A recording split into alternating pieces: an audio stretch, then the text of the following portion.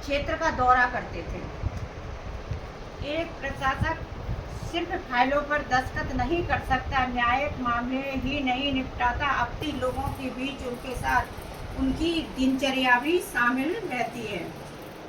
भारतीयों की दिनचर्या में मंदिर भ्रमण, सत्संग और भजन कीर्तन महती रूप से शामिल है। हम सब लोग कौन मूल के हैं? भारतीय मूल के हैं, ये तो सबको पता है, सनातनी है। तो हमारी दिनचर्या में मंदिर जाना, सत्संग करना, भजन कीर्तन करना ये जरूरी शामिल होता है। शहर दर शहर गुजरता, तो कभी मंदिरों में तो कभी शिवालयों में भजन कीर्तन के बोल मुखरित होकर कानों में पड़ते। शिवालयों से आती इस मधुर ध्वनि को मैं लोगों के जीवन में घोलना चाहता था। मेरे ध्येय की प्राप्ति में भी मुझे यह सहायक प्रतीत होता है। मैं यह समझ चुका था कि कोई भी गुरु हो भी व्यक्ति या शिष्य को शिव से एकमेक कर सकते हैं। मतलब जैसे चाहे कोई गुरु हो, जैसे साहब भैया है, वो स्वयं गुरु नहीं बने और शिष्य बन गए, और कोई भी व्यक्ति हो, कोई भी शिष्य हो, जैसे हम एक दूसरे को साहब भैया कहते, 3 सूत्र लोगों को जाके बताओ। पहला तो हम घर में कर सकते हैं कि दया मांगना, दया घर बैठे मांग सकते। दूसरा, लोगों को समझाना। शिव चर्चा का मतलब ही है कि जहाँ 2-4 लोग हों और शिव की बातें, उनके गुणगान का व्याख्यान करें, वही तो शिव चर्चा होती है। तो कोई भी जब हम लोगों को बताने जाते हैं या समझाते हैं कि आप शिव को गुरु बनाइए, मेरा अच्छा हो रहा है, आपका भी अच्छा हो सकता है, तो जब हम दूसरे को बताते हैं अपने घर से बाहर निकलकर, तो हमारे वहाँ तीनों सूत्र हो जाते हैं, फिर सूत्र करने की ज़रूरत नहीं है। यहाँ से नए लोग तो सूत्र सीखने के लिए बोलते हैं, हम और आपको यहाँ से 3 सूत्र बोलने की कोई आवश्यकता नहीं, क्योंकि इतने रट चुके हैं, उनका महत्व भी समझ चुके हैं कि 3 सूत्र से ही हमें शिव गुरु मिल सकते हैं और 3 सूत्र से ही हमें गुरु नहीं मिल सकते। 3 सूत्र से गुरु हमें कैसे नहीं मिलेंगे? अगर हम अपने परिवार, अपने जीवन दिनचर्या के लिए, घर मकान पुत्र के लिए, नौकरी, सारी अपनी इच्छाओं की पूर्ति करने के लिए शिव से मांग करेंगे, तो हमें शिव गुरु नहीं मिल सकते। और हम 3 सूत्र करके शिव को शिव से ही मांगेंगे तो शिव हमें जल्दी मिलेगा। ये आप सोचिए, पार्वती जी ने 12 ज्योतिर्लिंग में जब स्थापित हो गए थे महादेव, तो 12 ज्योतिर्लिंग में बोले अब आप मेरे से नहीं मिल सकते, मैं ज्योतिर्लिंग में स्थापित हो चुका हूँ। तो पार्वती माँ ने क्या कहा था कि मैं 12 ज्योतिर्लिंग की यात्रा करूंगी और हर ज्योतिर्लिंग से आपको ही मांगूंगी, तो आप मेरे पास आपको आना पड़ेगा। उनका विश्वास अडिग था। हम लोग संसार में रह रहे हैं, तो अभी हमारा विश्वास, हमारी श्रद्धा शिव के प्रति अडिग नहीं है। हम किसी ने कहा अरे शिव को तुमने गुरु बनाया, मन में शिव बैठे ही थे, और दूसरों ने आपसे कह दी अरे ये गुरु क्या है, गुरु तो सदगुरु होते हैं, शिव को कैसे बना लिया। वहाँ आपका मन डगमगाने लगा, तो फिर आप चिंतित हो गए कि बनाए कि नहीं बनाए। तो हमारे अंदर आस्था और श्रद्धा विश्वास अभी पूर्णतः जिस शिव शिष्य के मन में पूर्णतः ये विश्वास हो चुका है कि शिव भी गुरु। तो शिव गुरु कैसे बने आपको? कि जब एक बार ब्रह्मा और विष्णु में जब हुई थी कि मैं बड़ा, तो नारद जी बोले ऐसे क्यों लड़ रहे हो, चलो शिव के पास चलते हैं। तो जब शिव के पास गए थे ना, तो उन्होंने कहा कि कौन बड़ा है, मैं अभी बताता हूँ। तो उन्होंने अब एक बहुत बड़ा मतलब ज्योतिर्लिंग प्रकट कर दिया, बहुत बड़ी ज्योति, उसका आदि अंत छोर कुछ नहीं था। उन्होंने कहा जो पता लगा लेगा वो बड़ा हो जाएगा। तब विष्णु नीचे गए, ब्रह्मा जी ऊपर गए थे। तो उन्होंने, विष्णु भगवान तो आ गए कि हम इनका अंत नहीं पा सकते हैं, और ब्रह्मा जी ने झूठ बोला था केतकी के फूल से। तो वहां आके वो ब्रह्मा से कितने गुस्सा हुए थे, और विष्णु से कहा था कि तुम्हें हर युग में तुम्हारा अवतार होगा और तुम हर युग में पूजे जाओगे और तुम हर अवतार लोगे। और ब्रह्मा से कहा था तुम पूजित नहीं रहोगे, तो एक ही मंदिर है। तब उन्होंने ब्रह्मा ने और विष्णु भगवान ने साक्षात दंडवत करके कहा था कि आज से आप हम सबके गुरु हो, संभवे गुरुवे नमः। तो उस समय उन्होंने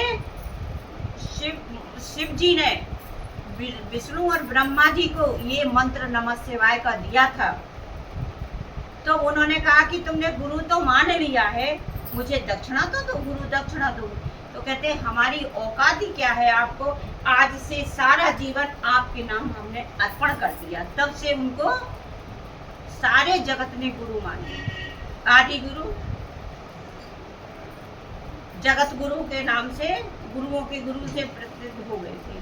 तो सहा आप लोग नहीं जानते थे, ना किसी हमें आचार्यों ने बताया, ना किसी संतों ने बताया। जो धार्मिक ग्रंथ और जिन्होंने ये पढ़ी होगी ना शिव पुराण, वो जानते होंगे। हम लोग तो शिव पुराण को हाथ भी नहीं लगाते थे, ना समझते थे, गुरु की पूजा करने जाते थे।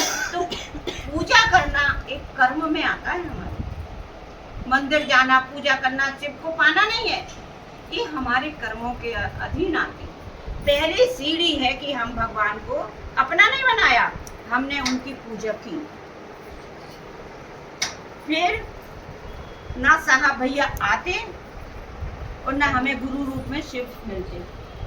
और जो हमारा शिव और गुरु का, गुरु और शिष्य का नाता बना है, वो इतना अच्छा नाता है कि हम बहुत एक सरल भाव से, जैसे सीढ़ियाँ होती है ना, सीढ़ी एक ही होती है, उसी से तो हम ऊपर चढ़ते और उसी से नीचे उतरते हैं।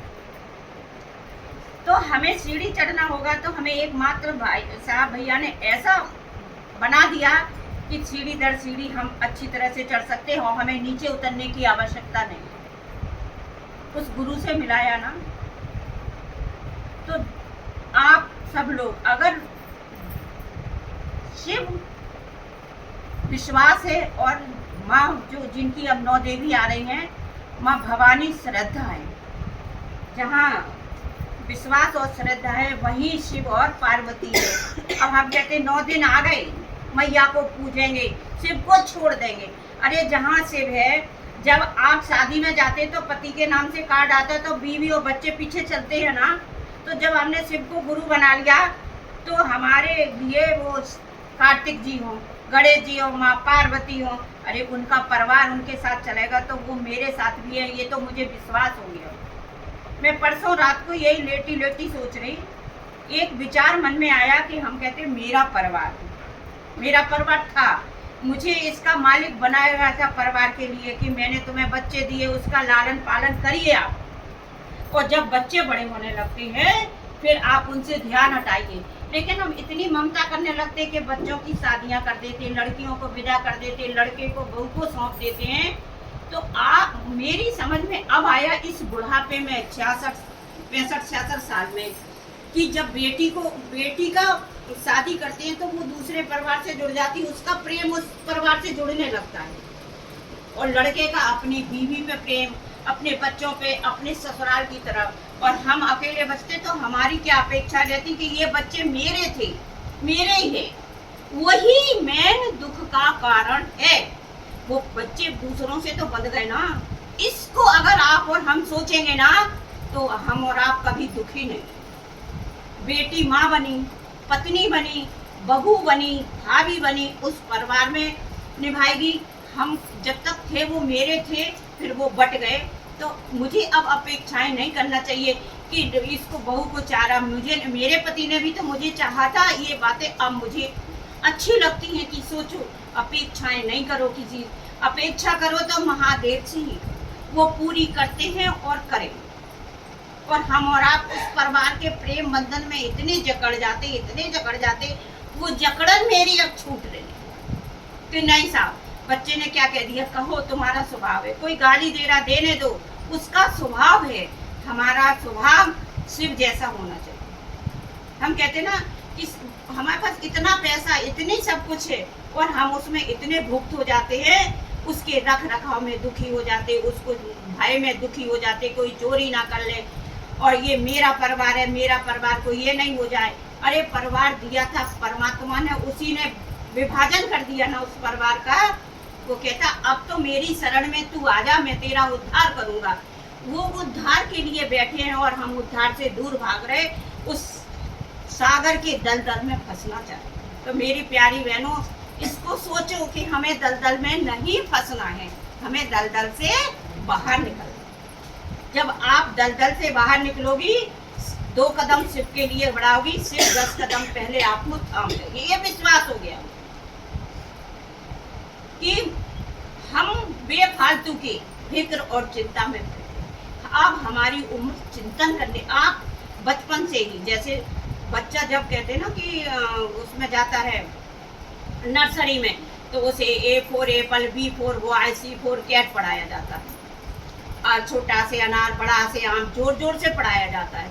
और जब बच्चा उससे धीरे धीरे लेवल में ऊंची क्लासों में आता है, तो वो जब पढ़ता है तो अपने मन से अंदर ही अंदर याद करता है, पढ़ता है, वो फिर तेज तेज नहीं चिल्ला। ऐसी हमारे आध्यात्मिक, जब हम इस क्लास में बैठते हैं, साहब भैया द्वारा चलाई गई ये अध्यात्म क्लास, गुरु को एक बहुत अच्छी चीज मिली है। हम और आप इससे सीख सकते हैं और मोक्ष और मुक्ति को पा सकते हैं इस गृहस्थ आश्रम में। बस अतः आपको अच्छे कर्म करने, किसी के बारे में सोचना बंद करिए। आप हम रोज मोबाइल झूठ बुलवाता है, मोबाइल हमें गंदी चीजें दिखवाता है। आप लेटे रहिए और जब कल्पना करिए उस शिव के चरित्र के लिए, उस जीवन के लिए मैं वो ही करती हूँ, तो आपको लगेगा कि नहीं, मोबाइल झूठा है, मोबाइल हमें पतन की ओर ले जाता है। फिर भी हम मोबाइल से इतने चिपके होते हैं कि अब फालतू हो गए, काम हो गया, अब लगा दो इसको, अब नानी को लगा लो, अब बेटी को लगा लो, अब बेटे को लगा लो, उनका मन हो ना हो। अरे आप हफ्ते में 2 बार उस शिव को लगाइए, उस फोन से लगाइए और कहिए हे शिव गुरु मेरा सुनिए, और आप नमः शिवाय अगर आधा घंटा भी उस फोन को कान में लगाए, शिव को नमः शिवाय से सुनाती रहेंगी, तो शायद हम और आपका बेड़ा पार हो जाए। हमारी आपकी आंखें उस मोबाइल से चिपकने की छूट जाएंगी। मेरी भी बहुत थी, शाम होती मैं मोबाइल को साइलेंट करके अलग रखती हूँ कि नहीं, अब मेरे गुरु की वंदना का समय।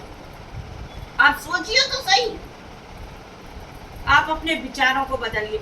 आपको अपने जिब्या पे शिव को नहीं लाना है, यहाँ बैठ गए नहीं, आपको उस अंतःकरण में अपने गुरु को बसाना हो। जब अंतःकरण में गुरु आएगा तो सब अच्छा ही अच्छा हो। हमारे अंदर क्या है?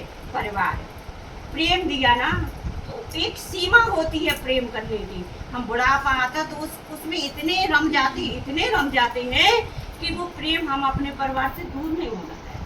अरे रखने वाला वो, बिगाड़ने वाला वो, मनाने वाला गुरु मेरे साथ हो चुका है ना, तो किस चीज का डरना? संसार सागर है, आपको भटकाएगा, आपको लालच देगा, आपको हर प्रवृत्ति में ढालेगा। आप किस में ढलना चाहती हो? आप उसकी शरण पाना चाहती हो या अपने मन की करना चाहती हो? आप अपने मन की करोगी तो कभी सुखी नहीं।